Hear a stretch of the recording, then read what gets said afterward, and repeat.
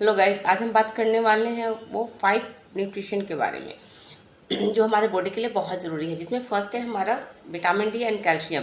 Vitamin D और calcium दोनों का साथ होना जरूरी है। अगर हम लोग सिर्फ कैल्शियम यूज करते हैं तो हमारे बॉडी में ऑब्जर्व नहीं होता है, जिससे कि हमारे बॉडी में बहुत सारा हेल्थ इशू हड्डी रिलेटेड होता है।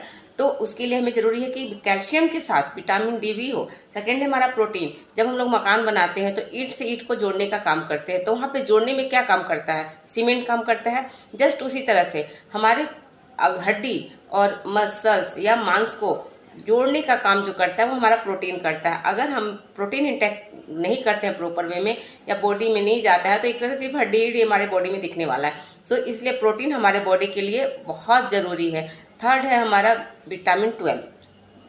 विटामिन 12 भी बहुत सारे लोग सोचते हैं कि विटामिन 12 क्या होता है, बहुत सारे लोग जानते भी नहीं होंगे इसके बारे में, बट ये बहुत ही इम्पोर्टेंट न्यूट्रिशन है हमारे बॉडी के लिए। अगर विटामिन डी का हमारे बॉडी में डिफिशियंसी हो जाता है तो उससे हमारा स्किन जो होता है वो ड्राई हो जाता है, फटने लगता है, हमारी मेमोरी लेस होने लगती है, हम भूलने की बीमारी होने लगती है, या फिर बहुत ज़्यादा मतलब नर्व सिस्टम को भी विटामिन 12 हमें सपोर्ट करता है।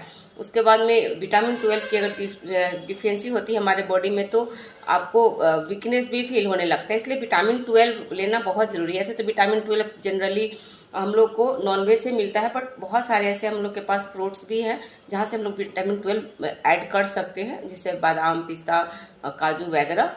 तो इस तरह से हम लोग विटामिन 12 की डिफिशियंसी को थोड़ा बहुत फुलफिल कर सकते हैं। उसके बाद है मैग्नीशियम।